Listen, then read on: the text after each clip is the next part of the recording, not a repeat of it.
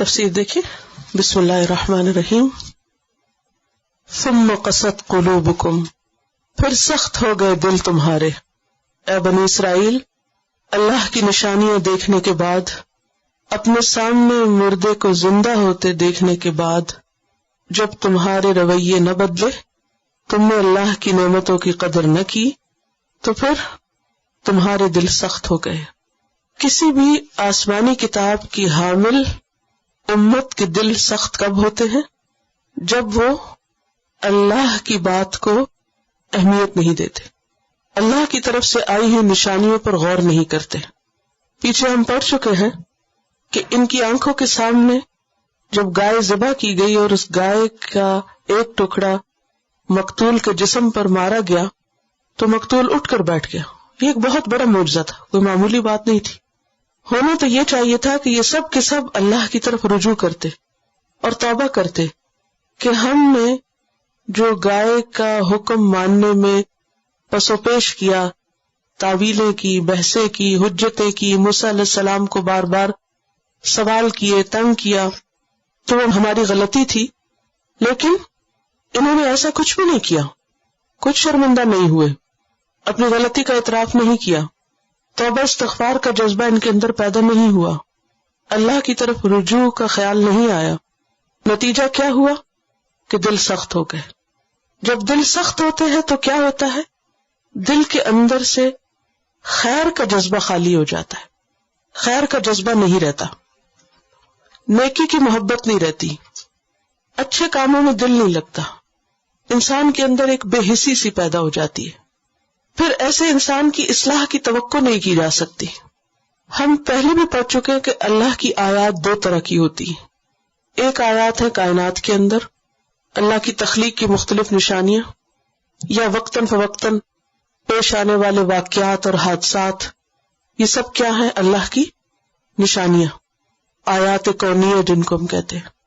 مثلا کسی زلزلے کا آنا، طوفان کا آنا، تیز آندھی اور ہوا کا آنا، یہ سب کیا ہے؟ اللہ کی نشانیاں ہیں.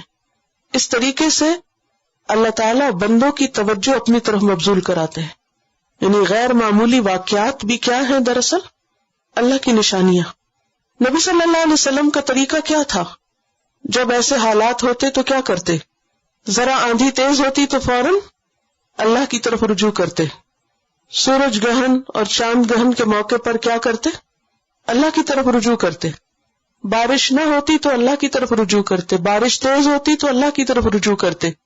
جو دل نرم ہوتا ہے، جس دل میں خیر ہوتی ہے، اللہ کی محبت ہوتی ہے، اللہ کی طرف رجوع ہوتا ہے، وہ ہر نشانی دیکھنے پر کیا کرتا ہے؟ اللہ کو یاد کرتا ہے.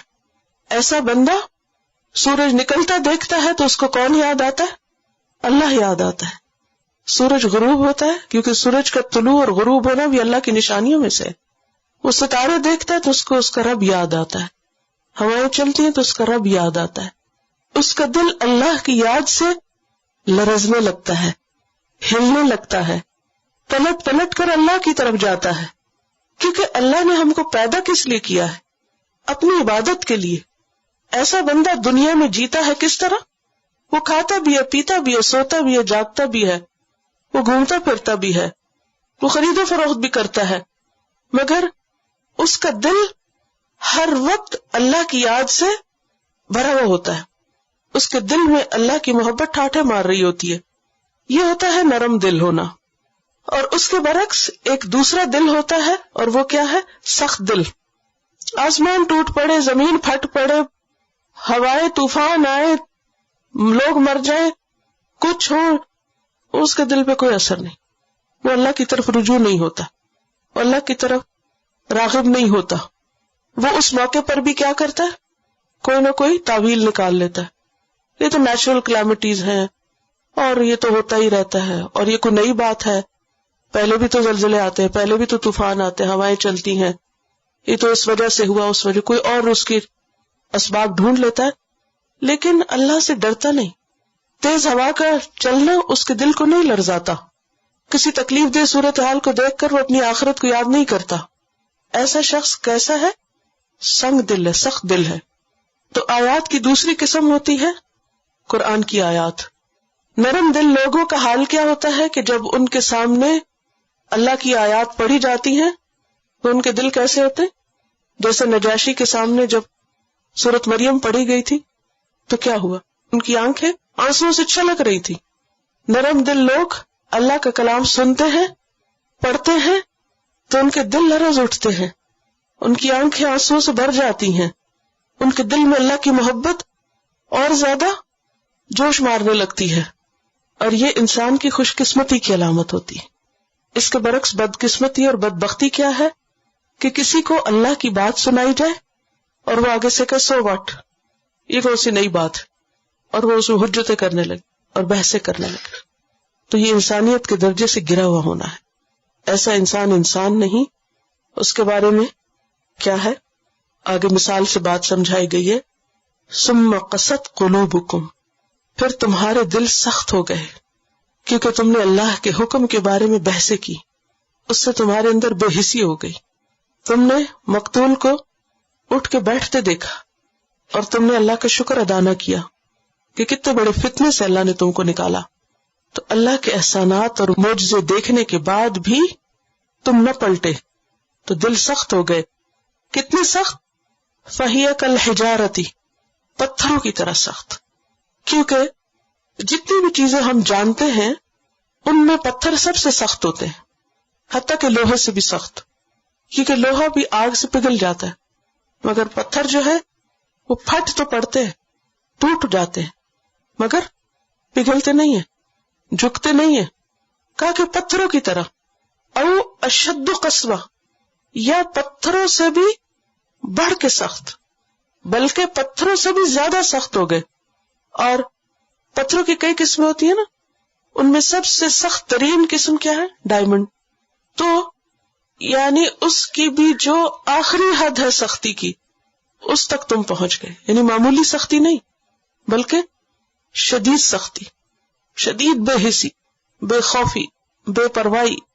وَإِنَّ مِنَ الْحِجَارَةِ، اور بے شک پتھروں میں سے لَمَا يَتَفَجَّرُ مِنْهُ الْأَنْهَارُ، ایسے ہوتے ہیں جن سے دریا پھوٹ پڑتے ہیں، دریا نکلتے ہیں.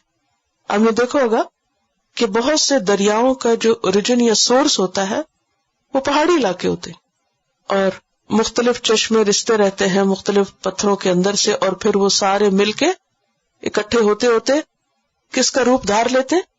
دریا کا روپ دھار لیتے. اچھا، دریا کے کس قدر فائدے ہوتے ہیں؟ دریاؤں سے انسان بھی فائدہ اٹھاتے، اس سے کھیتی باڑی بھی ہوتی ہے، یعنی پانی لگتا ہے فصلوں کو، اس سے جانور بھی فائدہ اٹھاتے. تو یہ دریا جو اتنے فائدے کا ہے، اس کا سورس کیا تھا؟ پیچھے سے پتھروں سے نکل کے آ رہا ہے، پہاڑوں سے نکل کے آ رہا ہے، اور یہ اتنے فائدے کا ہو گیا.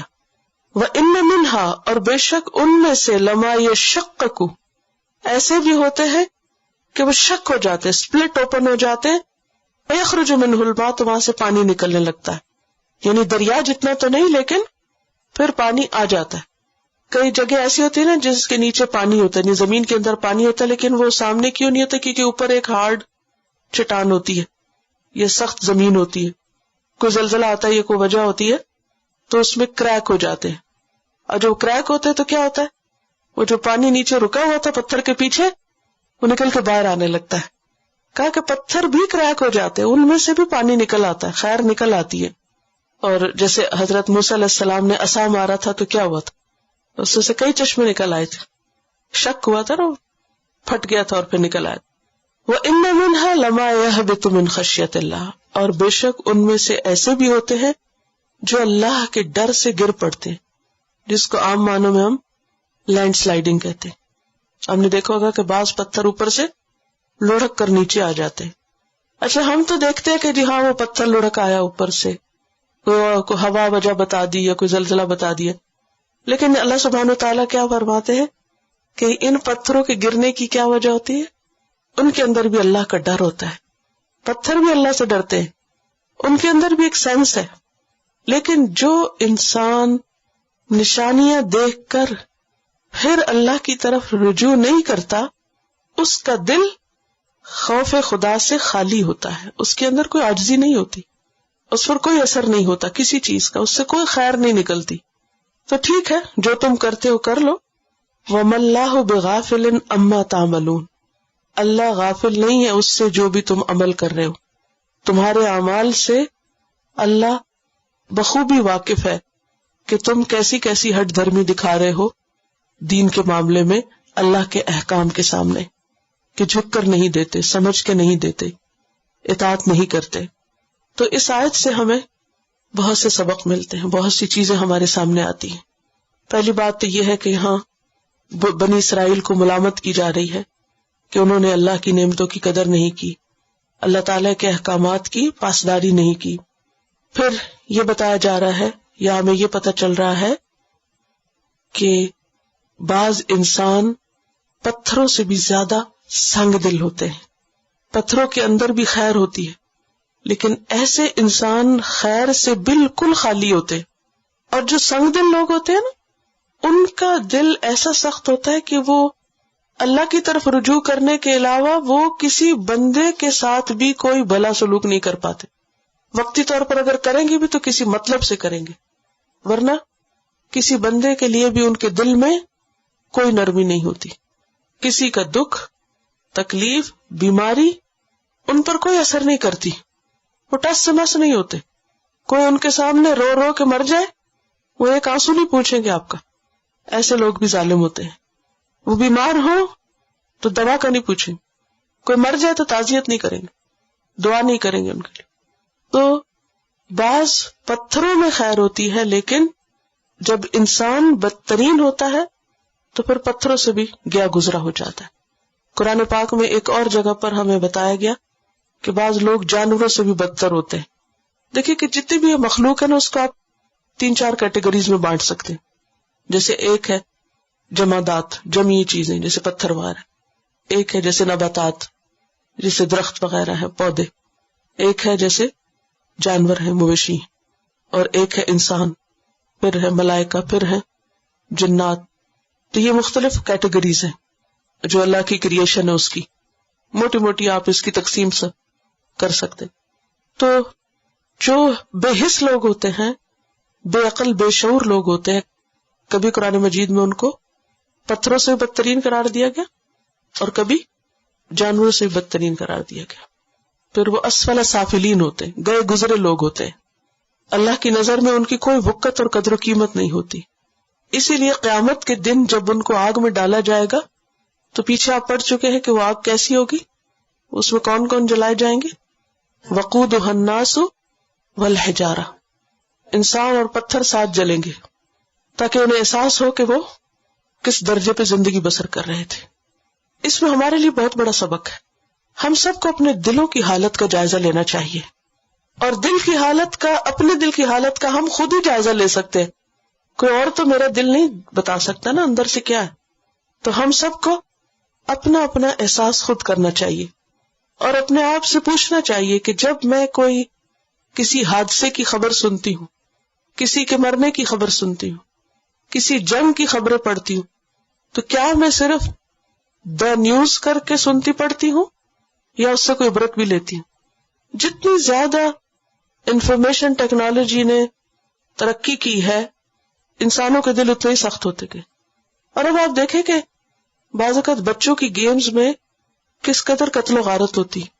دیکھو اگر آپ نے اپنے گھروں میں بھی بچوں کو کھیلتے، اور ایسی ایسی قتل و غارت کہ وہ مار رہے ہیں، کاٹ رہے ہیں اور خون بہ رہا ہے، یہ کچھ، اور بچے اس پہ ہنس رہے ہیں. کس قدر بگاڑ ہے، کس قدر فتنہ ہے. بھلے خیالی صحیح، لیکن سین تو اتنے ہولناک ہوتے ہیں. اور پھر سوسائڈ بامبنگ سے جو بے شمار لوگوں کے پرکھچے اڑ جاتے ہیں، پھر نارمل بات ہوگی لوگوں کے لیے جیسے کوئی بات ہی نہ ہو. دنیا کے مختلف ممالک میں جو جنگیں ہو رہی، کس کس طریقے سے انسانوں کو ختم کیا جا رہا ہے، کیسے کیسے ٹارچرز ہیں. لیکن یہ سارے واقعات اور ان سب چیزوں کو ہم کس طرح دیکھتے ہیں، کیسے سنتے ہیں؟ نیوز. وہ کیا ہے؟ بس ہمارے لیے دا نیوز، اور ڈیلی پڑھتے ہیں، سنتے ہیں اور بس رکھ دیتے ہیں. ایک دفعہ بھی منہ سے استغفار نہیں نکلتا. اب اس کا یہ مطلب نہیں کہ ہم ہر واقعے کے ساتھ خود مرنے لگے، یہ بھی نہیں ہو سکتا. لیکن یہ سارے فتنے فساد کو دیکھ کر ایٹ لیسٹ کیا ہونا چاہیے؟ اللہ کی طرف رجوع. اپنی حد تک ہم توبہ استغفار کریں اور ایسے فتنوں سے پناہ مانگے اور اس بگاڑ اور اس فساد کی اصلاح کے لیے اپنے طور پر جو کچھ کر سکتے ہیں کریں. پھر اسی طرح اللہ کی جو مختلف نشانیاں ہیں، جیسے چاند گہن لگا تو آپ کے ایک بیٹے کی وفات ہوئی تو لوگوں نے اس کو کنیکٹ کر لیا اور کہا کہ یہ چاند گہن آپ کے بیٹے کی وفات کی وجہ سے ہوا. تو آپ نے فرمایا نہیں، یہ اللہ کی نشانیوں میں سے ایک نشانی ہے. تو ایسی نشانیاں دیکھ کر جو طریقہ میں سنت میں بتایا گیا ہے وہی اختیار کرنا چاہیے کہ فوراً اللہ کی طرف رجوع کرنا چاہیے. ٹھیک ہے، ہمیں نہیں آتی کہ کیسے نماز پڑھے گہن. کتنی دفعہ ایسے ہوتا ہے کہ وہ خبر ہوتی ہے کہ اکلپس کی، سورج کو یا چاند کو گہن لگے گا، اور ہم پڑھ کے تو اخبار رکھ دیتے اچھا ہوگا بس لگے گا. بعض اوقات دیکھتے بھی ہیں، کچھ دل پہ اثر ہی نہیں ہوتا. تو ایسی صورت ہم کہتے ہیں کہ ہاں چاند اور سورج کے بیچ میں زمین آ گئی لہٰذا وہ چاند تک روشنی نہیں پہنچی اس وجہ سے. ٹھیک ہے، بھلے اسی وجہ سے ہوا ہوگا، لیکن ہمیں تو کیا بتایا گیا ہے کہ اللہ کی نشانیوں میں سے ایک نشانی ہے کیا کرو، وہ کرو جو اس وقت نبی صلی اللہ علیہ وسلم کیا کرتے تھے. یعنی کوئی بھی غیر معمولی چیز، کوئی بھی چینج، ہمارے اندر اس کی ایک تبدیلی آنی چاہیے. اور تبدیلی کیا آنی چاہیے؟ فوراً اللہ کی طرف رجوع کریں. ورنہ کس بات کا اندیشہ ہے کہ دل سخت ہو جائے، اور اگر دل سخت ہو گئے تو نیکی کی رغبت نہیں رہے. پھر اسی طرح دلوں کی سختی کا علاج کیا بتایا گیا کہ کیا کرو، یتیم کے سر پہ ہاتھ پھیرو. ایک شخص نے اپنے دل کی سختی کی شکایت کی تو آپ نے فرمایا کہ یتیم کے سر پہ ہاتھ رکھو. تو جو دکھی لوگ ہیں ان کو دیکھنا چاہیے، بیماروں کی عیادت کرنی چاہیے، مصیبت زدہ لوگوں کو دیکھنا چاہیے تاکہ ہمارے دلوں کے اندر نرمی پیدا ہو.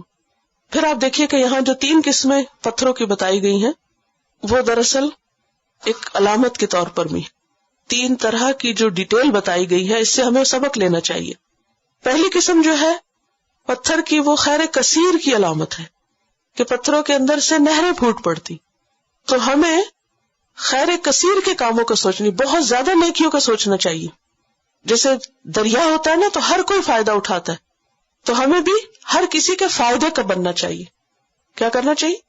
ہر کسی کے فائدے کا بننا چاہیے. اچھا بعض اوقات شیطان کیا کہتا ہے، دیکھو فلاں تمہیں یوز کر رہا ہے تمہیں. اچھا جب یہ خیال آتا ہے تو ہم کو غصہ آ جاتا ہے، اچھا ہمیں یوز کر رہا ہے، ہم خود کو یوز نہیں ہونے دیں گے، لہٰذا ہم وہ نیکی یا خیر اور بھلائی کا کام چھوڑ دیتے. ہم کو اتنے بے وقوف ہیں. مومن جو ہے وہ ایک مثبت سوچ رکھتا ہے، وہ دوسروں کے لیے خیر اور بھلائی کا ذریعہ ہوتا ہے، وہ ہر ایک کو فائدہ پہنچاتا ہے. کیا ہم بھول جاتے کہ جب ہم فائدہ پہنچائیں گے تو ہم کو بھی فائدہ ملے گا؟ کیونکہ اللہ تعالیٰ آخر میں کیا فرمائے، وہ مَاللَّهُ بِغَافِلٍ عَمَّا تَعْمَلُونَ، جو تم عمل کر رہے ہو اللہ اس سے غافل نہیں. ورنہ تو اس جملے کا پیچھے کا کوئی تعلق نہیں بنتا. پتھروں کی باتیں کرتے کرتے اللہ تعالیٰ فرمایا جو تم کرتے ہو اللہ غافل نہیں. مراد اس سے یہ ہے کہ یا تو تم پہلی کیٹیگری بن جاؤ، کیا خیر کثیر، دریا جہاں سے گزرے. آپ دیکھیے کہ حتیٰ کہ اگر آپ کبھی دریا کے پاس سے گزرے نا، پانی نہ بھی پیے اس کا، تو صرف سین جو ہے اس کا وہی دل خوش کرتا ہے. سو چلتا پانی اس کا جو ہے وہ بھی نگاہوں کے لیے خوشی کا باعث ہے. دوسری قسم کے جو پتھروں کی ہے وہ کیا ہے، یخرج منہ الماء، بس پانی نکلتا ہے اس سے. اور پانی جو ہے وہ تو زندگی ہے، زندگی کی علامت ہے. اور ہمارے پاس سے بھی زیادہ بڑے کام نہیں تو کم از کم ہم لوگوں کے لیے پانی بن جائے، جو کسی پیاسے کی پیاس بجھا دے اور کسی بے علم کو علم دے دے اور دوسروں کے لیے سکھ اور سکون کا باعث بن جائے. پانی کیا کرتا ہے؟ پانی صاف بھی کرتا ہے، پانی پیاس بھی بجھاتا ہے، پانی اگاتا بھی ہے، زندگی کا سامان ہے. تو اگر ہمارا دل نرم ہے تو ہمیں انسانوں کے لیے، مخلوق کے لیے اور کچھ نہیں تو پانی کی طرح بن جانا چاہیے کہ ان کی زندگی کا سامان بن جائے. تیسری قسم جو ہے وہ عاجزی کی علامت ہے. بعض اوقات انسان کے اندر ایروگنس ہوتی ہے، ایگو ہوتی ہے اس کی، وہ کسی کے ساتھ بس ایسے ہی لڑائی شروع کر دیتا ہے اور ضد بیر رکھ لیتا ہے. ہوتا ہے نا ایسے سب کے ساتھ، اچھا بس ایک شخص کے ساتھ ضد رکھی ہوئی ہے. وہ کچھ ہوتی ہیں ایسی چیزیں جو انسانوں میں مختلف ہوتی ہیں. آپ بہت اچھے ہوتے مگر کچھ خاص لوگ ایسے ہوتے ہیں کہ وہ جو ہی سامنے آتے ہیں تو کیا ہوتا ہے آپ کو، آپ اپنے ساری خیر کے دروازے بند کر لیتے ہیں. سب کو دوں گی، اس کو نہیں دوں گی، خواہ وہ آپ کی اولاد میں سے ہو یا کوئی رشتہ داروں میں سے ہو، آپ کے اپنے گھر کے اندر یا کوئی، بس ایسے ہی. لیکن جو بندہ مومن ہوتا ہے نا وہ ایسے موقعوں پر بھی کیا سوچ کے اپنی ایروگنس کو دور کر دیتا ہے کہ میں تو اللہ کے لیے کرنا ہے، وہ ٹوٹ پڑتا ہے، پتھر کی طرح گر جاتا نیچے. خشیت، عاجزی، وہ اپنی ایروگنس کو ختم کر دیتا ہے. وَإِنَّ مِنْهَا لَمَا يَهْبِطُ مِنْ خَشْيَةِ اللَّهِ. تو بعض اوقات یہ عاجزی جو ہے یہ اللہ کو بڑی پسند ہے، یہ عاجزی اللہ کو بہت پسند ہے. اور بعض اوقات انسان سے اگر کوئی بڑی بڑی نیکیاں نہ ہو، لیکن یہ جو ٹوٹ پڑنا ہے نا، اپنے آپ کو توڑ دینا اور ایسے موقع پر جھک جانا جہاں آپ کی انا آپ کو جھکنے نہ دے، تو یہ بھی دل کی نرمی کی وجہ سے ہوتا ہے. اور یہ خشیت اللہ یعنی اللہ کی معرفت. اور اس وقت انسان یہ سوچے کہ میں تو پھر پتھر سے بھی گئی گزری. اگر پتھر اللہ کی پہچان رکھتا ہے، کیونکہ وہ کسی انسان کے آگے نہیں جھکنا ہوتا، وہ دراصل کس کے آگے جھکنا ہوتا؟ اللہ کی مرضی کے آگے جھکنا ہوتا ہے. اللہ ہم سے یہ چاہتا ہے کہ ہم اپنے شوہر کا حق دیں، اللہ ہم سے چاہتا ہے کہ ہم اپنے رشتہ داروں کا حق دیں، ہم ان کے ساتھ اچھا کریں جو ہمارے ساتھ نہیں کرتے. لیکن یہ بہت مشکل کام ہے، اور اس مشکل پہاڑ پہ کون چڑھ سکتا ہے، کون ہی گھاٹی عبور کر سکتا ہے؟ جس کو اللہ کی پہچان ہو جائے. جب اللہ کی معرفت ہو جاتی ہے نا، تو پھر انسان کے لیے مشکل نہیں رہتی کوئی چیز، کیونکہ پھر وہ اللہ کے لیے کر رہا ہوتا ہے، سامنے والے کے لیے نہیں کر رہا ہوتا. تو یہ سامنے ظاہری سطح سے پیچھے چلا گیا انسان. حقیقت معرفت ہو گئی نا. معرفت کیا ہوتی ہے؟ ایک ہوتی ہے سطحیت، شیلونس، بس سامنے سامنے کی چیزیں جاننا، اور ایک ہوتا ہے اس کے پیچھے جانا. اور یہ صرف وہ کر سکتا ہے جس کو اللہ کی پہچان ہو جائے. اور یہ جب ہوتی ہے جب انسان کے اندر نرمی آئے. سنگ دل لوگ نہیں یہ کر سکتے. جن دلوں میں خیر ہوتی ہے وہ یہ کر سکتے، وہ جھک جاتے ہیں. اور اس آیت سے ہمیں یہ بھی پتہ چلتا ہے کہ پتھروں کے اندر بھی ایک لائف ہے، اور اس کی ہمیں دلیلیں قرآن مجید سے بھی ملتی ہیں. مثلا سورۃ الحشر کی آیت نمبر 21 میں آتا ہے لو انزلنا هذا القرآن على جبل لرأيته خاشعا متصدعا من خشية الله. اگر یہ قرآن ہم کسی پہاڑ پہ اتارتے تو تم دیکھتے کہ وہ پہاڑ اللہ کی خشیت سے دب گیا، ٹوٹ پڑا، گر پڑا. پھر اسی طرح کئی احادیث سے بھی ہمیں پتہ چلتا ہے کہ پتھروں کے اندر بھی احساس ہے. مثلا ایک حدیث میں آتا ہے، عبداللہ بن عباس کہتے ہیں نبی کریم صلی اللہ علیہ وسلم نے ایک مرتبہ اپنے ہاتھ میں چند کنکریاں لی، اور ابو ذر کہتے ہیں کہ میں نے اپنے کانوں سے خود سنا کہ وہ شہد کی مکھیوں کی طرح بنبناہٹ کر رہی تھی، ان کے اندر تسبیح کی آواز تھی. یہ قرآن مجید میں آتا ہے وَإِن مِّن شَيْءٍ إِلَّا يُسَبِّحُ بِحَمْدِهِ وَلَٰكِن لَّا تَفْقَهُونَ تَسْبِيحَهُمْ. کوئی چیز ایسی نہیں جو اللہ کی تسبیح نہ کر رہی ہو، لیکن تم ان کی تسبیح کو نہیں سمجھتے. تو یہ جو تسبیح ہے اللہ کی، یہ پتھر بھی کرتے ہیں. اور حضرت ابو ذر نے، یہ بخاری کی روایت ہے، وہ تسبیح سنی. نبی صلی اللہ علیہ وسلم نے فرمایا میں مکہ کے اس پتھر کو جانتا ہوں جو نبوت سے پہلے مجھے سلام کرتا تھا. تو اس سے یہ بات بھی پتہ چلتی کہ جو ہمارے ارد گرد کی مخلوق ہے نا، یہ بالکل بے عقل نہیں ہے، ان کے اندر بھی سینس ہے. اسی وجہ سے قیامت کے دن یہ گواہی بھی دیں گے وَمَا اللَّهُ بِغَافِلٍ عَمَّا تَعْمَلُونَ. اللہ بھی غافل نہیں، اور پھر اللہ نے ایسے چاروں طرف ہمارے ڈیٹیکٹر لگائے ہوئے ہیں کہ جو ایک ایک چیز کی خبر اپنے اندر سمیٹ رہے ہیں، سب کچھ سمیٹے جا رہے ہیں. اب دیکھیں کہ جن ویسے چپ کے اندر ریکارڈنگ ہوتی ہے، چپ کس چیز سے بنی ہوتی ہے؟ سلیکون سے. سلیکون کیا ہے؟ یہ گواہیاں نہیں ہے.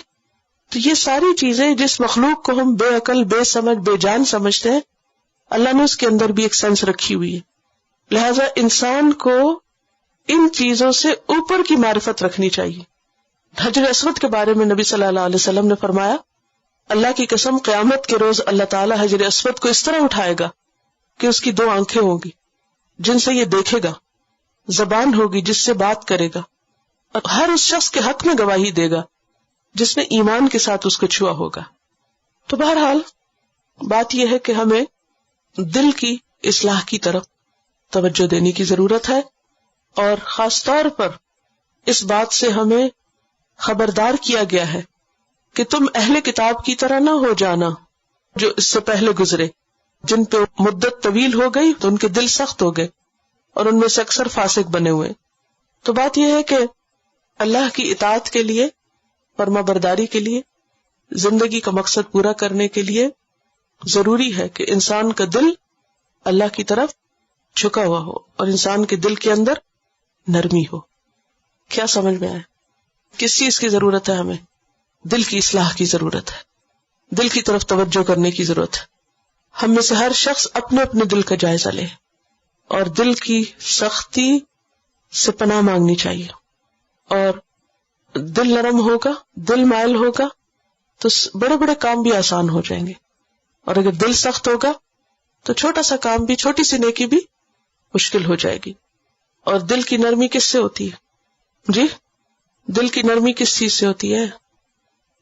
ایک طرف اللہ کی آیات میں غور و فکر کرنے سے، اور دوسری طرف انسانوں کے ساتھ اور کمزور اور بیمار اور مصیبت زدہ انسانوں کے ساتھ ہمدردی کا سلوک کرنے سے.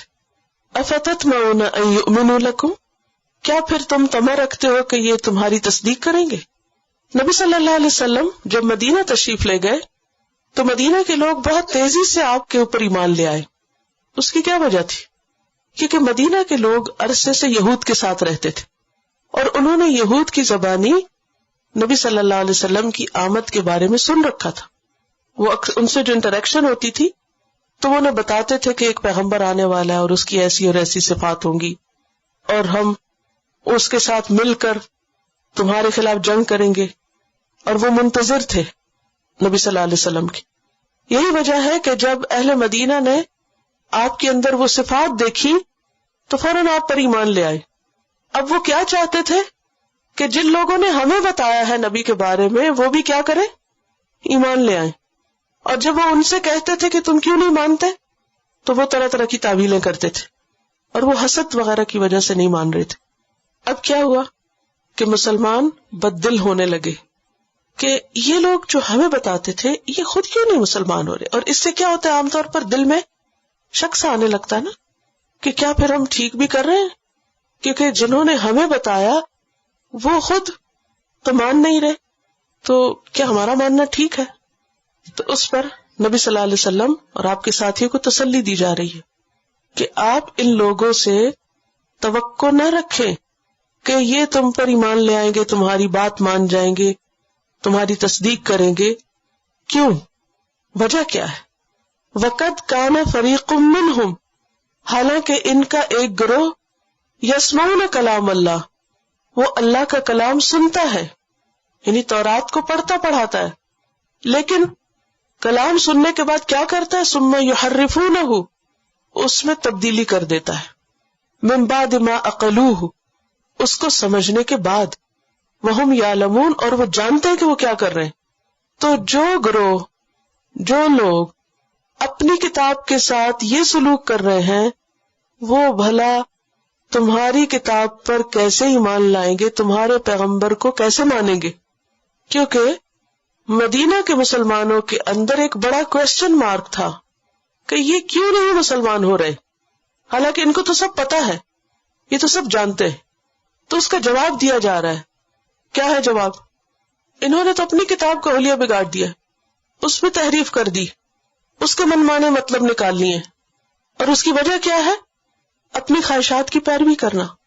یہ اللہ کا بھیجا ہوا دین نہیں پسند کرتے، یہ دین کا خود ساختہ سیلف میڈ ورژن اپنانا چاہتے ہیں. تو جو لوگ اپنے دین کا یہ حشر کر رہے ہوں وہ اگر تمہاری بات نہیں مانتے تو تم بددل نہ ہو، ان کی مخالفت سے پریشان نہ ہو. اور کلام اللہ سے مراد یہاں دوسرا ایک معنی کیا بتایا تھا میں نے؟ کون سا کلام؟ جو اللہ سبحانہ وتعالیٰ نے کوہ طور پر موسیٰ علیہ السلام سے کیا. آپ کو یاد ہوگا کہ 70 لوگ وہاں پر گئے تھے، اللہ سبحانہ وتعالیٰ نے موسیٰ علیہ السلام سے بات کی اور یہ سن رہے تھے. تو انہوں نے اس وقت کیا کہا تھا سننے کے بعد؟ یا موسیٰ لن نؤمن لک حتی نر اللہ جہرۃ، ہم نہیں مانیں گے، آواز سننے کو نہیں ہم مانتے، ہم کیا چاہتے ہیں؟ اللہ کو سامنے دیکھیں. یہ ہے تحریف کہ پھر مقصد سے ہٹ گئے. تو جو لوگ اس درجے کے سنگ دل ہوں کہ اللہ کی نشانیاں دیکھ کے بھی ان کا دل نہ پسیجے، اور جو اپنی کتابوں میں تبدیلی کر دے، جو اللہ کا کلام سن کے کوہ طور کے اوپر پھر نہ مانے، اپنے پیغمبر کی بات کو نہ مانے اور کہے نہیں اب ہم کو سامنے دکھا بھی دو اب، تو پھر ایسے لوگ پیغمبر کی بات کب مانیں گے؟ محمد صلی اللہ علیہ وسلم کی بات کب مانیں گے؟ سمجھ آ گئی؟ جو لوگ اللہ کا کلام سن کے نہیں مانے اپنے پیغمبر کو نہیں مانے وہ اس پیغمبر کی بات کہاں سے مانیں گے؟ لہذا ان کے انکار پر تم بددل نہ ہو. تو اس آیت سے بھی ہمیں کچھ باتیں پتہ چلتی ہیں، اور وہ یہ ہے کہ ہدایت اللہ دیتا ہے. ضروری نہیں ہوتا کہ جس کے پاس علم زیادہ ہو اس کے پاس ہدایت بھی زیادہ ہو. جاننا کافی نہیں ہوتا کسی چیز کو، اس کے لیے سنجیدگی ضروری ہوتی. کبھی ایسا ہوا ہوگا کہ آپ نے دیکھا ہوگا کوئی شخص بظاہر بہت ریلیجس ہے، بہت دین پڑھتا پڑھاتا ہے، لیکن اس کے عمل میں نہیں چیزیں ہوتی. ہوتا نا ایسے؟ تو پھر آپ کیا کہتے ہیں، کیا سوچتے؟ کوسچن مارک ہوتا ہے نا کہ اس کو تو پتا ہے سب کچھ، پھر کیوں نہیں عمل کر رہا؟ ایسا رویہ لوگوں کو دین سے بددل کرتا ہے نا. لوگ دین کی طرف نہیں جاتے. کیا کہتے ہیں؟ ہم نے دیکھا ہے بہت پڑھے لکھے لوگوں کو، دین بہت پڑھنے پڑھانے والوں کو، ان کا عمل ایسا اور ایسا ہے اور ان کا اخلاق ایسا اور ایسا ہے. ہوتا ہے نا، یہ ایک وجہ بنتی ہے نا لوگوں کو دین سے روکنے کی. تو بات یہ ہے کہ بسا اوقات صرف جاننا کافی نہیں ہوتا. یہ لوگ، ان کے علماء بہت کچھ جانتے تھے، کلام سنتے تھے، ان کی محفلوں میں پڑھا جاتا تھا، یہ خود بھی کتاب کے ماہر تھے، لیکن اس کو ایز اٹ از نہیں لینا چاہتے تھے، عمل اپنا نہیں بدلنا چاہتے تھے. تو وہ کیا کرتے تھے؟ کتاب میں تبدیلی کرتے تھے، کبھی لفظوں میں اور کبھی معنی میں. الحمدللہ قرآن مجید کی حفاظت کا ذمہ اللہ سبحانہ وتعالیٰ نے لیا، تو آج کوئی بھی اس میں تبدیلی نہیں کر سکتا. ہاں، بہت سے لوگ ایسے ہیں کہ جو قرآن کے منمانے مطلب نکالتے رہتے اور مین سٹریم سے ہٹ کر کوئی نہ کوئی نئے عجوبے اس میں سے ایسے پیدا کرتے کہ انسان ہکا بکا رہ جاتا ہے کہ یہ بات قرآن سے کیسے نکال لی انہوں نے. تو وہ دراصل کیا ہوتا ہے، وہ قرآن پہ عمل نہیں کرنا چاہتے، تو قرآن کو اپنی خواہشات اور اپنی مرضی کے مطابق اس کے معنی میں تعویلیں کرتے رہتے ہیں. تو یہ غیر سنجیدہ ہونے کی علامت ہے، نان سیریس ایٹیٹیوڈ ہے. اور یہ ان لوگوں کا ہوتا ہے جن کے دل سخت ہو گئے ہوں. جب دل میں اللہ کا ڈر نہیں ہوتا نا تو پھر انسان کچھ بھی کر گزرتا ہے. جب لوگوں کو کہا جاتا ہے نا کہ نہیں فلاں شخص نے معنی میں تعویل کر دی ہے، تو عموماً لوگ کیا کہتے ہیں، لوگ اتنا وہ پڑھا لکھا شخص ہے، اتنا کچھ وہ جانتا ہے، وہ بھلا کیوں کرے گا؟ تو یاد رکھیے صرف جاننا کافی نہیں ہوتا. کیا ابلیس جانتا نہیں تھا؟ کیا ابلیس کو نہیں پتا تھا اللہ تعالیٰ کون ہے اور اللہ کا حکم کیا ہے؟ سب پتا تھا نا. ابلیس سے زیادہ کسی کا علم تھا. لیکن جب وہ اپنی ایگو کا شکار ہوا، نفس پرستی کا شکار ہوا، خود پسندی کا شکار ہوا، تو اس نے اللہ کے حکم کو ٹھکرا دیا اور آدم کے آگے سجدہ نہیں کیا جو کہ اللہ کا حکم تھا. اور اس وقت تعویل کر لی. کیا کہا اس نے؟ میں اس سے بہتر ہوں. کیوں؟ میں آگ سے بنا اور یہ مٹی سے بنا، لہٰذا میں نہیں سجدہ کرتا.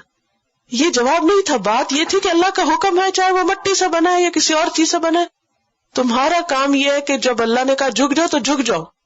ہم سب کا بھی کتاب اللہ کے ساتھ یہی رویہ ہونا چاہیے کہ قرآن کا حکم پڑھے تو بجائے اس کے کہ یہ بہانے ڈھونڈنے لگے کہ کس طرح ہم اس سے پہلو تہی کریں اور کس طرح بچے، کرنا کیا چاہیے؟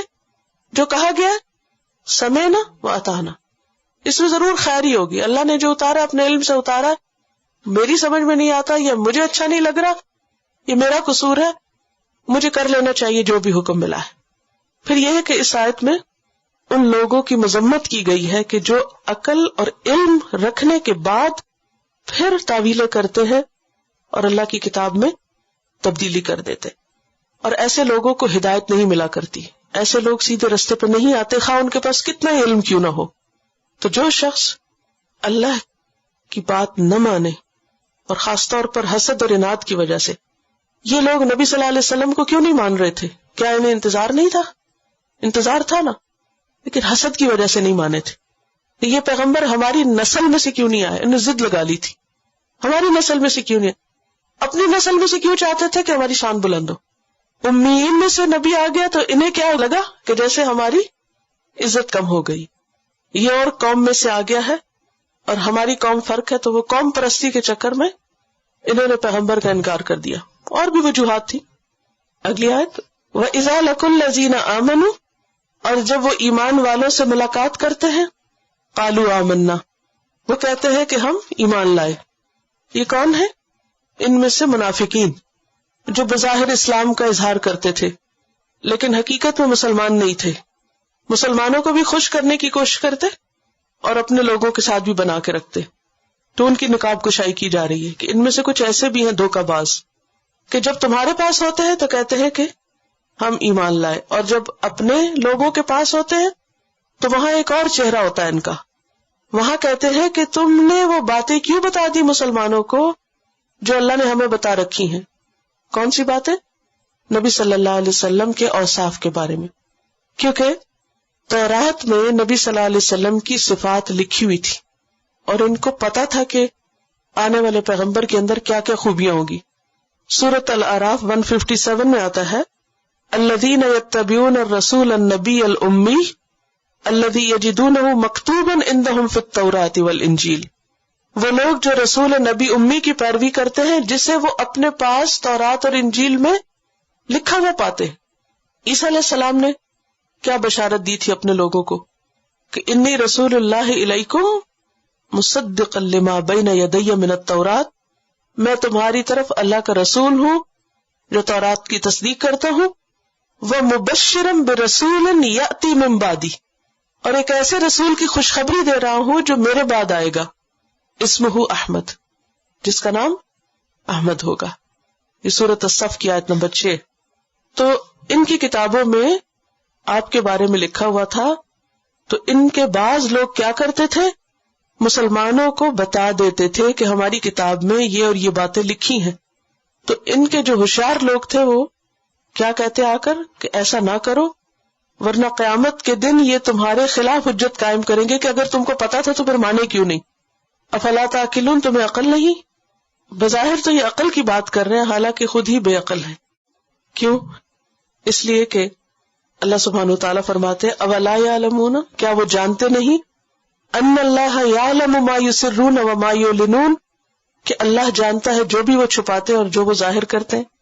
جو انہوں نے کتاب میں سے چھپا رکھا ہے لوگوں کو نہیں بتاتے، اور جو وہ بتا رہے ہیں وہ سب اللہ کے علم میں ہے. یہ کیوں بھول گئے؟ تو اس آیت سے بھی کچھ باتیں ہمیں پتہ چلتی ہیں. نمبر 1 یہ کہ یہود میں سے بھی بعض منافقین تھے. نمبر 2 یہ کہ قیامت کے دن لوگ اللہ کے سامنے ایک دوسرے سے جھگڑیں گے، آپس میں جھگڑا کریں گے، پھر اللہ سبحانہ وتعالیٰ لوگوں کے درمیان فیصلہ کریں گے. سورۃ الزمر آیت 31 میں آتا ہے ثم انکم یوم القیامت عند ربکم تختصمون، پھر تم قیامت کے دن اپنے رب کے پاس جھگڑو گے. یعنی قیامت کے دن کیا ہونے والا ہے؟ اللہ کے دربار میں لوگ ایک دوسرے سے جھگڑنے والے ہیں اپنے حق کے بارے میں، اور پھر اللہ سبحانہ وتعالیٰ جو بھی حق پر ہوگا اس کے حق میں فیصلہ دے دیں گے. اور پھر اس آیت سے یہ بات بھی پتہ چلتی ہے کہ عقل اس چیز کا نام نہیں کہ انسان دوسرے کو دھوکہ دے. بعض لوگ عقل مندی کس کو سمجھتے ہیں؟ دوسروں کو بے وقوف بنانے کو. کہتے ہیں فلاں بہت سمارٹ ہے اور دوسروں کو فریب دے سکتا ہے، اکما دے سکتا ہے، دھوکہ دے سکتا ہے. یعنی اپنی غلطیوں کو کور کر جانا، چھپا جانا، بندوں کے سامنے بہت اچھا بن کے دکھانا، معصوم بن جانا، یہ سب کچھ انسان کرتا ہے کیا سوچ کے؟ یہ بھول کے کہ اللہ سب جانتا ہے. جس بندے کو یہ پتا ہو کہ اللہ ظاہر اور باطن سب جانتا ہے، اللہ کا علم ہر چیز پر محیط ہے، وہ کبھی ایسا نہیں کر سکتا. وہ کھلے گناہوں سے بھی بچتا ہے اور چھپے گناہوں سے بھی بچتا ہے. تھک گئے ہیں لگتا ہے، بہت دن بعد پڑھا ہے، یا مجھے لگتا ہے گرمی لگ رہی ہے آپ کو، یا میں بھی بہت سلو پڑھا رہی ہوں، اس سے بھی فرق پڑتا ہے. وَمِنْهُمْ أُمِّيُّونَ، اور ان میں سے بعض امی ہیں. کن میں سے؟ یہود میں سے. ایک گروہ کون ہے ان میں سے؟ دیکھیں ان کے مختلف کیٹیگریز بتائی جا رہی ہیں. ایک گروہ علماء کا ہے، ان کا کیا کام تھا؟ وہ کیا کرتے تھے؟ کتاب میں تبدیلی کر دیتے تھے. ایک گروہ کیا تھا ان میں سے؟ منافق تھے. ایک گروہ کون ہے؟ ان پڑھ، امیون. امی کون ہوتا ہے؟ جس کے علم کا سورس صرف اس کی ماں ہوتی ہے، اور اگر ماں بھی ان پڑھ ہو تو پھر اندھیرے پر اندھیرا. قرآن پاک میں اللہ تعالیٰ فرماتے ہیں واللہ اخرجکم من بطون امہاتکم، اللہ نے تمہیں تمہارے ماؤں کے پیٹوں سے نکالا لا تعلمون شیئا، اس حال میں کہ تم کچھ نہ جانتے تھے. اسی لیے ہم کہتے ہیں نا کہ کوئی ماں کے پیٹ سے سیکھ کے نہیں نکلتا. لا تعلمون شیئا وجعل لكم السمع والابصار والافئدہ لعلکم تشکرون. اس نے تمہارے لیے کان، آنکھ اور دل بنائے تاکہ تم شکر ادا کرو. کیسے؟ کچھ سیکھ کر. سیکھو. ومنہم امیون، اور ان میں سے کچھ لوگ ان پڑھ ہیں. عوام کا حال ہے یہ. پیچھے خواص کا حال تھا، یہ عوام کا حال ہے. لا یعلمون الکتاب، جو کتاب کا علم نہیں رکھتے. تو یہود کے اندر دو گروپس تھے. ایک تھا اسکالرز کا گروپ جو خوب پڑھتے پڑھاتے تھے اور منمانی کرتے تھے، جیسے جیسے جی چاہتا تھا کتاب کے ساتھ کرتے. اور باقی عوام کس کے اوپر تھے؟ ان لوگوں پر ڈپینڈ کرتے تھے، جو وہ بتا دیتے بس وہی مان لیتے. اپنی عقل استعمال نہیں کرتے تھے، خود علم حاصل نہیں کرتے تھے. لا یعلمون الکتاب الا امانیہ. ان کا دین کیا تھا؟ وشفل تھنکنگ، جھوٹی آرزویں. وَإِنْهُمْ إِلَّا يَظُنُّونَ، اور یہ جھوٹی آرزویں کیا تھی؟ ان کے اپنے وہم و گمان تھے، خود ساختہ باتیں تھی، ان کی حقیقت کچھ نہیں تھی. آج ہم مسلمانوں کے اندر دیکھتے ہیں تو یہی حالات ہے. کبھی سوچا آپ نے کہ اللہ سبحانہ وتعالیٰ نے اہل کتاب کی یہ سب باتیں ہم پر کیوں کھولی؟ بنی اسرائیل کے حالات اتنی تفصیل سے کیوں بتائے؟ تاکہ ہم اپنے حالات کو جانچیں. آج مسلمانوں کا یہ حال ہے.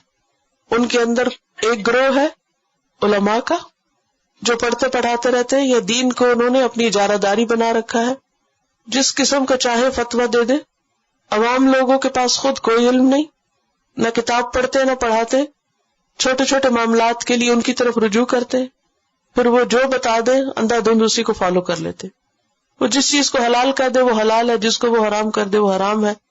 عام لوگ، عام مسلمانوں کو اس بات کے لیے نہ کبھی کسی نے ابھارا، نہ انہیں کبھی خود احساس ہوا، نہ انہیں کبھی ضرورت محسوس ہوئی کہ ہم خود بھی کچھ جانیں. تو یہاں ایسے لوگوں کی مذمت کی جا رہی ہے کہ ایسے لوگ جو کتاب نہیں جانتے وہ دراصل آخرت کے معاملے میں دھوکے کا شکار ہے.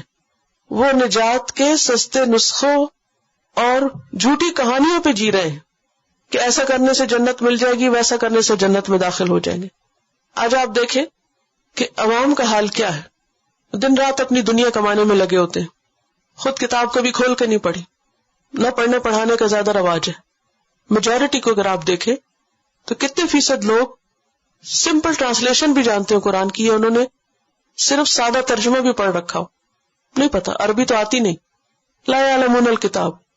اب جب آخرت کی بات ہوتی ہے تو انہوں نے آخرت کے بارے میں خود ساختہ فلسفے قائم کر رکھے ہوتے، کیا پتا اللہ کس کو بخش دے. اور کچھ کہانیاں انہوں نے سن رکھی ہیں، اس کی بنا پر وہ اپنے آپ کو کہیں نہ کہیں فٹ کرتے رہتے. کبھی مثال دیتے ہیں اس عورت کی کہ جو فاحشہ تھی اور اس نے کتے کو پانی پلایا تھا لہٰذا اس کی بخشش ہو گئی تھی. اس لیے ہمیں بھی زیادہ فکر کرنے کی ضرورت نہیں. اگر ہم انتہائی غلط بھی کام کر رہے ہیں سو بات، کیا پتا ہم سے کوئی ایسی نیکی ہو جائے کہ جس کی وجہ سے ہم بھی جنت میں چلے جائیں. اور کبھی اسی طرح کی کچھ اور کہانیاں سنا دیتے ہیں. لہذا آخرت کے بارے میں اول تو بات ہی نہیں کرتے، اور اگر بات کرتے ہیں تو وہ باتیں کس پر بیسڈ ہوتی ہیں؟ کسی حقیقی علم پر مبنی نہیں ہوتی، وہ وشفل تھنکنگ ہوتی ہے، وہم و گمان پہ باتیں ہوتی ہیں، خیالی باتیں ہوتی ہیں. دنیا میں نفع نقصان کے لیے خوب انہوں نے علم حاصل کر رکھا ہوتا ہے، کیسا بزنس کرے، کتنا کرے، کیا کرنے میں کتنا پروفٹ ہے. صرف ڈگری نہیں لیں گے بلکہ پھر کنسلٹنسی سے فائدہ اٹھائیں گے، پھر طرح طرح کے سروے کریں گے، پھر جا کے دنیا کے میں ہاتھ ڈالیں گے. لیکن آخرت کے معاملے میں اندھا دھند اندھیرے میں ہی سب کچھ تیار کر رکھا ہے. پھر آپ دیکھیں کہ یہاں اللہ سبحانہ وتعالیٰ ان لوگوں کو ان پڑھ قرار دے رہے ہیں جو کتاب کا علم نہیں رکھتے، خواہ کتنی بھی بڑی ڈگری ہو. آج کل پڑھا لکھا ہونا اور ان پڑھ ہونا، اس کا کرائیٹیریا کیا ہے؟ کس کو پڑھا لکھا ہونا کہتے ہیں؟ جی، جس کا کاغذ کا ٹکڑا ہو، جس کے پاس کوئی دنیا کی ڈگری ہو، اسی سے بہت امپریس بھی ہوتے ہیں کہ ہائیلی کوالیفائڈ، ہائیلی ایجوکیٹڈ. یا بچوں کے رشتے دیکھ رہے ہوتے ہیں نا، کیا باتیں کر رہے ہوتے کہ فلاں شخص فلاں لڑکا ہائیلی کوالیفائڈ ہے. کوئی نہیں پوچھتا کہ اللہ کی کتاب میں سے بھی کچھ آتا یا نہیں، ضرورت ہی نہیں اس کی. اسی طرح لڑکیوں کے لیے بھی ہائیلی کوالیفائڈ ہے، اگر دنیا کی کوئی ڈگری ہے، یونیورسٹی کی کوئی ڈگری ہے، سب خوش ہو جائیں گے. کسی نے قرآن پڑھا یا نہیں، یہ تو ہمارے کہیں دور پر خیال میں بھی نہیں کہ یہ کوئی کرائیٹیریا بھی رکھے، یہ سوچ بھی نہیں ہے مسلمانوں کے اندر، کیونکہ کتاب پڑھتے جو نہیں. اگر صرف پہلا سپارہ ہی پڑھ لیتے تو پتہ چل جاتا کہ پڑھا لکھا ہونا کیا ہے اور ان پڑھ ہونا کیا ہے. اللہ کے نزدیک کون ان پڑھ ہے؟ لا یعلمون الکتاب، جس کے پاس الکتاب نہیں.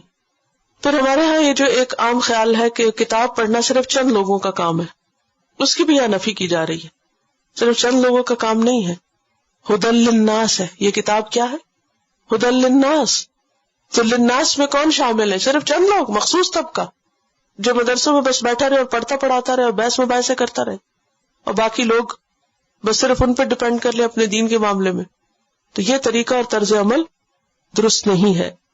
صحابہ کرام کا طریقہ کیا تھا؟ صحابہ کیا کرتے تھے کتاب کے معاملے میں؟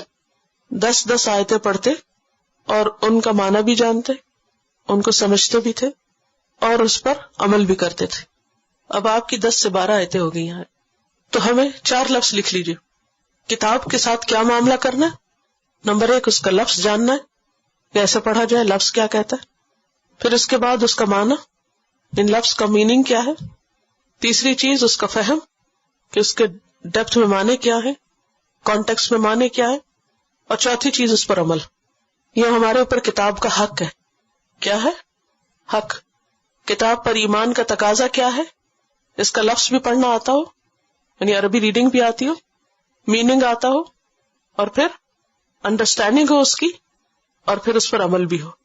کیونکہ جو شخص صرف لفظ جانتا ہے، کچھ لوگ ہیں نا جو قرات بہت اچھی کرتے ہیں لیکن مطلب نہیں پتا، وہ بھی امی ہے، وہ بھی ان پڑھ کی کیٹیگری میں آتے ہیں. بعض لوگ کسی حد تک ٹرانسلیشن جانتے لیکن آگے نہیں سمجھ کے مطلب کیا ہے ساری بات کا. تو ایسے لوگ کیا ہیں؟ وَإِنْهُمْ إِلَّا يَظُنُّونَ، یہ کنفیوژن کا شکار رہتے ہیں.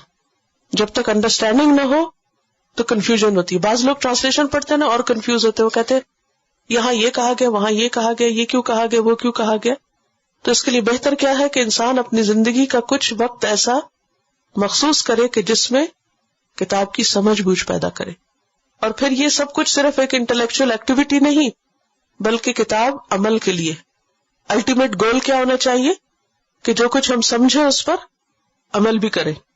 وَمِنْهُمْ أُمِّيُّونَ لَا يَعْلَمُونَ الْكِتَابَ إِلَّا أَمَانِيَّ وَإِنْهُمْ إِلَّا يَظُنُّونَ فَوَيْلٌ لِّلَّذِينَ يَكْتُبُونَ الْكِتَابَ بِأَيْدِيهِمْ، پس ہلاکت ہے ان لوگوں کے لیے جو کتاب کو اپنے ہاتھ سے لکھتے ہیں. ویسے تو ہاتھ سے لکھا جاتا ہے لیکن ہاتھ کا ذکر یہاں کیوں آیا؟ تاکید کے لیے کہ واقعی وہ خود لکھتے، اپنے پاس سے کچھ لکھتے.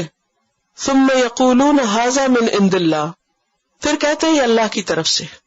اب اہل کتاب کے ایک اور گروہ کا حال بیان کیا جا رہا ہے جو دین کے معاملے میں اور زیادہ حد سے بڑا ہوا تھا. وہ اللہ پہ جھوٹ باندھتے تھے، اپنی باتوں کو اللہ کی بات کہہ کے لوگوں کو بتاتے تھے. ثم یقولون ھذا من عند اللہ، پھر کہتے کہ یہ اللہ کی طرف سے. اب دیکھیں مسلمانوں میں سے بھی بعض لوگ نہ کتاب پڑھتے ہیں نہ دین جانتے ہیں، لیکن جو ان کے اپنے دل خیال میں باتیں آتی ہیں ان کو کیا کہتے ہیں؟ قرآن میں یہ لکھا ہے، حالانکہ قرآن میں کہیں نہیں لکھا ہوتا. اور ایسی باتیں وہ کب کوٹ کرتے ہیں؟ جب انہیں کوئی فائدہ حاصل کرنا ہوتا ہے. لیشتروا بہ ثمنا قلیلا، تاکہ اس کے بدلے کچھ کمائی کر سکے، دنیاوی فائدے حاصل کر لے. مجھے بارہا ایسا تجربہ ہوا ہے کہ بعض اوقات لوگ یہ کہتے ہیں کہ آئیے ہمارے یہاں ایک لیکچر دے دیجیے. کہتے ٹھیک ہے دے دیتے ایک لیکچر. پھر تھوڑی دیر بعد کہتے کہ آپ اس لیکچر میں یہ ضرور بتائیے، آپ اس لیکچر میں یہ ضرور کہیے. بھئی کیوں؟ آپ مجھ پہ چھوڑ دیجیے، جیسا کراؤڈ ہوگا جو ضرورت ہوگی میں بتا دوں گی. وہ اس وقت مجھے ڈکٹیٹ اس لیے کر رہے ہوتے ہیں کہ وہ چند مخصوص باتیں مجھ سے کہلوا کے دراصل اپنے کچھ مقاصد حاصل کرنا چاہتے ہیں. ویسے 2 لوگوں کا جھگڑا چل رہا ہے، ساس بہو کا یا کچھ، تو اگر ساس درس کروا رہی تو کہے گی کہ وہ بہو کو یہ سنایا جائے کہ وہ ساس کی عزت کرے. تو دین اس لیے نہیں پڑھنا پڑھانا چاہیے کہ اس سے ہم صرف اپنے مطلب حاصل کریں، یا اسے سکھاتے ہوئے بھی یہ نہیں ہونا چاہیے کہ صرف چند لوگوں کو نشانہ بنا لیا جائے. بعض لوگوں کا انداز کیا ہوتا ہے، درس قرآن رہے ہوتے لیکن چند مخصوص طبقوں کو کرٹیسائز کرتے رہتے، فلاں ایسا فلاں ایسا فلاں ایسا. جنرل ٹرم میں بات ہونی چاہیے لیکن پن پوائنٹ کر کے کچھ لوگوں کو ٹارگٹ نہیں بنا لینا چاہیے کہ فلاں میں یہ خرابی ہے اور فلاں میں یہ خرابی ہے. ہمیں یہ دیکھنا چاہیے ہمیشہ قرآن کے آئینے میں کہ مجھ میں کیا خرابی، ہم میں کیا خرابی، یہ دیکھنے کی بجائے کہ اس میں کیا اور اس میں کیا اور اس میں کیا. جب انسان اس پہ کی طرف انگلی کرتا نا تو 3 اپنی طرف بھی آ رہی ہوتی ہیں. تو کچھ لوگ قرآن کو، دین کو اپنے مخصوص مفادات کے لیے استعمال کرتے ہیں. بعض اوقات جو باتیں اس میں لکھی نہیں ہوتی ان کو قرآن بنا کے پیش کرتے ہیں تاکہ اس سے کچھ فائدے حاصل کرے. ان فائدوں کو یہاں کہا گیا سمنن قلیلا، تھوڑی قیمت، تھوڑا فائدہ. کیوں؟ اس لیے کہ دنیا کا جتنا بھی فائدہ ہے وہ دراصل کیا ہے؟ تھوڑا ہے. خواہ آپ کو اس کے ذریعے کوئی دنیا میں بہت بڑا رتبہ مل جائے، کوئی شہرت مل جائے، کوئی مال مل جائے، کچھ بھی مل جائے، حقیقت میں کیا ہے وہ تھوڑا. قرآن مجید میں آتا ہے قل متاع الدنیا قلیل، کہیے دنیا کا فائدہ تھوڑا ہے. والآخرۃ خیر لمن اتقی، اور آخرت بہتر ہے اس کے لیے جو تقوی اختیار کرے. جنت میں ایک کوڑا رکھنے کی جگہ دنیا و ما فیہا سے بہتر ہے. تو یہ انتہائی مکروہ کام ہے کہ کوئی شخص دین کو دنیا کمانے کا ذریعہ بنا لے، یا دین کو دنیاوی فائدوں کے حصول کے لیے سیکھے اور سکھائے، یا پھر اللہ کے نام پر ایسی باتیں گھڑ کے لگائے کہ جو اللہ نے فرمائی نہیں ہے تاکہ اس کے ذریعے دنیا کا کوئی فائدہ حاصل کر سکے. فرمایا فَوَيْلٌ لَّهُم مِّمَّا كَتَبَتْ أَيْدِيهِمْ، ہلاکت ہے ان کے لیے جو ان کے ہاتھوں نے لکھا. دوبارہ ہلاکت کی بات کی گئی.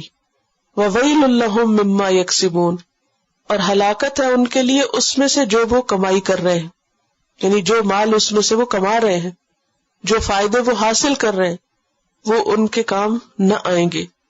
تو اس آیت سے ایک تو یہ بات پتہ چلتی ہے کہ بغیر علم کے بات نہیں کرنی چاہیے.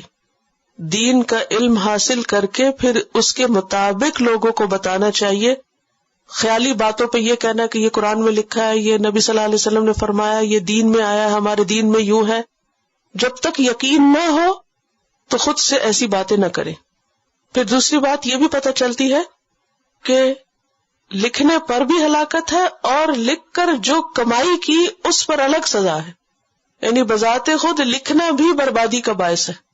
اس سے ایک بہت بڑا سبق ہم کو ملتا ہے، اور وہ کیا ہے کہ انسان جو کچھ لکھتا ہے اگر اچھا لکھتا ہے تو وہ اس کے لیے صدقہ جاریہ بنے گا. مثلا آپ ایک کتاب لکھتے ہیں، آپ نے کوئی کتاب لکھی، کوئی آرٹیکل لکھا، اگر اچھی باتیں لکھی تو جب تک وہ کتاب باقی ہے دنیا میں، لوگ اس سے فائدہ اٹھا رہے ہیں، اس سے کیا ہوگا؟ آپ کے لیے صدقہ جاریہ. اس لکھنے پر ایک ایک لفظ اور ایک ایک حرف کے لکھنے پر کیا ہے آپ کے لیے؟ اجر اور ثواب ہے. مثلا جس شخص نے جو قرآن مجید ہے آپ کے سامنے، جس نے یہ لکھا، اب جتنے بھی لوگ پڑھ رہے ہیں، ایک ایک حرف پہ جس کی نگاہ پڑتی ہے، جو اس کو پڑھتا ہے، تو کیا ہے اس کے لیے؟ اجر ہے. کیونکہ یہاں کیا ہے، جنہوں نے غلط لکھا ان کے لیے اتنی ہی ہلاکت. تو اس کے اپوزٹ جو اچھا لکھے گا اس کے لیے اتنا ہی اجر بھی ہے، کیونکہ لکھی ہوئی چیزیں باقی رہ جاتی ہیں. اور پھر انسان بعض اوقات دین کے خلاف یا لوگوں کو خوش کرنے کے لیے کچھ باتیں لکھتے ہیں. بعض کتابیں اسلام کے خلاف لکھی گئی اور وہ بظاہر بیسٹ سیلر قرار پائیں. پھر بعضوں کے صرف کس میں آؤٹ آف کیوریوسٹی لوگ ایسی کتابیں خریدتے رہتے ہیں، وہ مشہوری ہو جاتی ہے نا. تو کبھی بھی انسان دنیا کی شہرت یا دنیا کے فائدے حاصل کرنے کے لیے ایسی باتیں نہ لکھے کہ جو اس کی آخرت کو نقصان دینے والی. بعض اوقات انسان جھوٹی باتیں لکھ کے چھاپ دیتا ہے کہ لوگوں کو پسند ہے. وہ بہت سے رائٹرز کیا لکھتے ہیں؟ وہ لکھتے ہیں جو لوگوں میں پسندیدہ ہوتا ہے، خواہ وہ کتنا ہی غلط، کتنا ہی مس لیڈنگ کیوں نہ ہو. ہوتا نا ایسے. تو ایسے لکھی ہوئی چیزیں بھی کہ چونکہ لوگ یہی پسند کرتے ہیں، لوگ یہی چاہتے ہیں، لہذا ہماری مجبوری ہے کہ ہم وہی لکھیں. اور اگر ہم یہ لکھیں گے تو کتاب بکے گی. بعض لوگ محض اس لیے جھوٹ لکھتے ہیں کہ وہ جھوٹ لکھیں گے تو لوگوں کو اچھا لگے گا، تو وہ پھر کتاب بکے گی، تو پھر اس سے کچھ حاصل ہوگا، جو رائلٹی ہوتی ہے یا جو نفع ہے. ایسا نفع اگر ملینز بلینز میں بھی ہو تو وہ کیا ہے؟ سمنن قلیلہ ہے. بہت تھوڑا فائدہ ہے، آخرت میں انسان کے لیے ہلاکت ہے. تو لکھنے والے خاص طور پر جو کچھ لکھے وہ سوچ سمجھ کے لکھے کہ ان کا وہ لکھنا دین کے فائدے میں ہے، دین کے دفاع میں ہے، یا دین کے خلاف جا رہا ہے، یا اس سے دین کا مذاق اڑایا جا رہا ہے، یا دین کو بدنام کیا جا رہا ہے. کیونکہ قلم جو ہے اس کی طاقت تھرو آؤٹ ہسٹری مانی ہوئی ہے یا نہیں؟ قلم جو ہے وہ تلوار سے بھی زیادہ پاورفل ہے. تو اس قلم کو سوچ سمجھ کے استعمال کرے، تھوڑا لکھے یا زیادہ لکھے، وہ لکھے جو صحیح ہے، جو درست ہے، جو حقیقت پر مبنی ہے، جو سچ ہے، خواہ وہ کڑوا ہی کیوں نہ ہو، خواہ وہ لوگوں کو پسند نہ بھی آئے، کیونکہ ان لوگوں کو یہ ہلاکت کا پیغام دیا گیا. فَوَيْلٌ لِّلَّذِينَ يَكْتُبُونَ الْكِتَابَ بِأَيْدِيهِمْ ثُمَّ يَقُولُونَ هَٰذَا مِنْ عِندِ اللَّهِ، جو جھوٹی باتیں اللہ کے نام پر منسوب کرتے. مقصد پیچھے کیا ہوتا ہے؟ دنیاوی فائدے. فَوَيْلٌ لَّهُم مِّمَّا كَتَبَتْ أَيْدِيهِمْ، جو ان کے ہاتھوں نے لکھا، وہ ہاتھوں کی لکھائی، وہ لکھنا، وہ قلم کی موومنٹ، وہ سب ان کے خلاف حجت بنے گا اور ان کے لیے ہلاکت اس پر. وَوَيْلٌ لَّهُم مِّمَّا يَكْسِبُونَ، اور جو اس پر نفع انہوں نے کمایا، جو حاصل کیا، وہ نفع بھی ان کے لیے کیا ہے؟ مصیبت. وَقَالُوا، اور انہوں نے کہا، لَن تَمَسَّنَا النَّارُ إِلَّا أَيَّامًا مَّعْدُودَةً، ہرگز ہمیں آگ نہیں چھوئے گی مگر چند گنتی کے دن، بس تھوڑے سے دن، ہم جہنم میں نہیں جائیں گے سوائے چند دن کے. یہ اب ان کے عوام کا خیال ہے، وہ نا یظنون کی جو بات ہے اس کی وضاحت. قل کہہ دیجئے، اتخذتم عند اللہ عہدا، کیا تم نے اللہ سے وعدہ لے رکھا کہ تم واقعی نہیں جاؤ گے مگر چند دن کے لیے؟ فلن یخلف اللہ عہدہ، تو اللہ اپنے وعدے کا ہرگز خلاف نہیں کرے گا. اگر ایسا ہے تو پھر تو واقعی تم چند دن ہی جاؤ گے جہنم میں. ام تقولون علی اللہ ما لا تعلمون، یا تم اللہ کے بارے میں وہ باتیں کہہ رہے ہو جو تمہیں معلوم نہیں، جانتے نہیں، یا تو جھوٹ پر مبنی ہے یا جہالت پر مبنی ہے. تو اس سے یہ پتہ چلتا ہے کہ بنی اسرائیل میں عقیدے کی خرابی تھی، آخرت کے بارے میں ان کے کانسیپٹس واضح نہیں تھے، دھوکے کا شکار تھے. کیا کہتے تھے کہ بس چند دن آگ میں جائیں گے. چند دن سے کیا مراد ہے؟ بعض روایات میں آتا ہے وہ کہتے ہیں ہم نے 40 دن بچڑے کی پوجا کی تھی، بس 40 دن جائیں گے. اور بعض اوقات کچھ اور انہوں نے اپنے سے خود ساختہ تعویلیں کی ہوئی، انہم اللہ یظنون کی کیٹیگری میں. لیکن یہ بات یہاں پتہ چلتی ہے کہ اس کو وہ مانتے تھے کہ ہاں آگ کی سزا ہے اور ہم جائیں گے کیونکہ ہم نے غلط کیا، لیکن یہ اعتراف ان کو فائدہ نہ دے گا. اور یہ بات بھی اللہ پہ جھوٹ ہے. پیچھے آیا نا کہ جو اللہ کے بارے میں یا کتاب میں منمانی باتیں لکھتے ہیں، تو یہ اسی کی مثال ہے. اور یہاں سے یہ بھی پتہ چلتا ہے کہ اللہ سبحانہ وتعالیٰ کتنے خوبصورت طریقے سے ان کی بات کو رد کر رہے ہیں کہ اچھا یہ بات ہے، اللہ سے وعدہ لے رکھا ہے تم نے، اللہ نے کہیں ایسا وعدہ کیا ہے، لاؤ کہاں ہے وہ وعدہ، کہاں لکھا ہوا ہے؟ اگر واقعی ایسا ہے تو پھر تو تم صرف چند دن ہی کے لیے جاؤ گے، لیکن ایسا تو ہے ہی نہیں کہیں. تم اللہ کے بارے میں بے سوچے سمجھے بات کر رہے ہو. بلا، کیوں نہیں، من کسب سیئۃ، جس نے بری کمائی کی، جس نے غلط کام کیے، وَأَحَاطَتْ بِهِ خَطِيئَتُهُ، اور اس کو اس کی خطا نے گھیرے میں لے لیا، انکمپس کر لیا، انسرکل کر لیا. احاطہ ہوتا ہے جیسے کسی چیز کو دیوار کے ساتھ بند کر دے، کسی جگہ کو دیوار کے ساتھ بند کر دینا، یعنی کسی چیز کو اس طرح گھیر لینا کہ کوئی اندر باہر آ جا نہ سکے. تو اب یہاں یہ کہا جا رہا ہے کہ ہاں جو کوئی برا کام کرے گا اور پھر اس برائی میں ڈوب جائے گا، اس برائی میں وہ پھنس جائے گا. احاطت بھی خطیئت، اس کی خطا نے اس کے ارد گرد اس کے کیا کیا، اس کو گھیر لیا. فاولئک اصحاب النار، یہ آگ کے ساتھی ہیں. ہم فیہا خالدون، جس میں وہ ہمیشہ رہیں گے. پچھلی آیت میں جو انہوں نے دعویٰ کیا نا کہ ہم جہنم میں نہیں جائیں گے سوائے چند دن کے، یہاں یہ کہا جا رہا ہے کہ تمہارا دعویٰ غلط ہے. بات یہ ہے کہ جو بھی کوئی برا کرے گا، خواہ وہ یہود میں سے ہو یا کوئی غیر یہود میں سے ہو یا اہل عرب میں سے ہو یا مشرکین میں سے ہو، جو بھی، من کا لفظ جو ہے نا یہ عام ہے، جو بھی غلط کرے گا، اور پھر غلطی کوئی چھوٹی موٹی نہیں. کیسی غلطی؟ جو غالب آ جائے، کہ جو ساری نیکیوں کو بھی کھا جائے. دیکھیں دو طرح کے گناہ ہوتے ہیں، ایک وہ ہوتے ہیں جو انسان سے بھول چوک میں ہو جاتے ہیں، اور وہ ہر انسان سے ہوتے ہیں نا، اور پھر انسان توبہ کر لیتا ہے، پھر باز آ جاتا ہے، پھر چھوڑ دیتا ہے. تو ایسے گناہوں پر کیا امید ہے؟ جی معافی کی امید ہے. کن گناہوں پر؟ بھول چوک سے ہو جائے، غفلت سے ہو جائے، لا علمی میں ہو جائے، پھر انسان کو احساس ہو جائے میں نے غلط کیا، تو پھر کیا ہو، انسان اس کی معافی ہو جائے گی کہ توبہ کر لے تو معافی ہوگی. کچھ غلطیاں ایسی ہوتی ہیں، کچھ گناہ ایسے ہوتے ہیں کہ جو انسان کو اپنے اندر اتنا غرق کر لیتے ہیں، وہ اتنے چھا جاتے ہیں اس کے اوپر کہ اس کے اندر نمبر 1 نیکی کرنے کا احساس ہی نہیں رہتا، اور اگر وہ کرتا بھی ہے تو ساتھ ہی اس کو تباہ بھی کر دیتا، مٹا بھی دیتا ہے، اور پوری طرح وہ اس برائی کے اندر گم ہو جاتا ہے، کوئی توبہ نہیں کرتا، اسی حالت میں موت آ جاتی. تو ایسے لوگوں کے لیے پھر آئندہ سزا ہے. تو یہاں سیئۃً سے مراد کبیرہ گناہ ہے، جس میں کفر اور شرک نمبر 1 ہے، کیونکہ شرک ایک ایسا گناہ ہے کہ جس پر معافی نہیں. قرآن پاک میں آتا ہے نا، ان اللہ لا یغفر ان یشرک بہ ویغفر ما دون ذلک لمن یشاء، سورۃ النساء آیت 48. اللہ نہیں بخشے گا اس بات کو کہ اس کے ساتھ کسی کو شریک کیا جائے، اور اس کے علاوہ جس کو چاہے گا بخش دے گا. تو یہاں من کسب سیئۃً میں پھر کون سی برائی آ گئی؟ جیسے کفر ہے، شرک ہے، کیونکہ شرک کے ہوتے ہوئے جو نیکیاں ہیں وہ بھی کیا ہو جاتی ہیں؟ برباد ہو جاتی ہیں. تو پھر وَأَحَاطَتْ بِهِ خَطِیَّتُهُ، اور یہ سیئہ اور خطیہ ایک ہی چیز ہے. وہ جو شرک ہے اس نے اس کی زندگی کا احاطہ کر رکھا ہے، لہذا وہ اس سے نکلتا ہی نہیں، تو انجام بھی ویسا ہی ہوگا. اس کے برعکس ایسی غلطی کہ جو انسان کو گھیرے نہیں.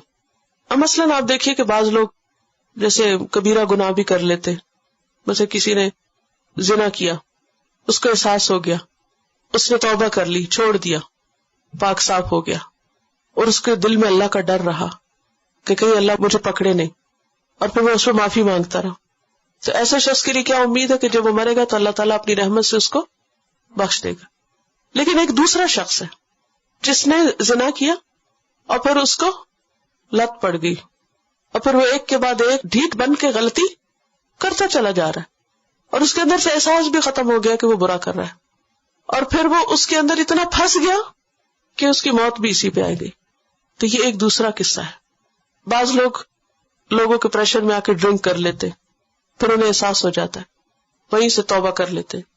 لیکن کچھ لوگ کیا کرتے ہیں اور پھر وہ اس میں اس وشوس سرکل میں پھنس جاتے.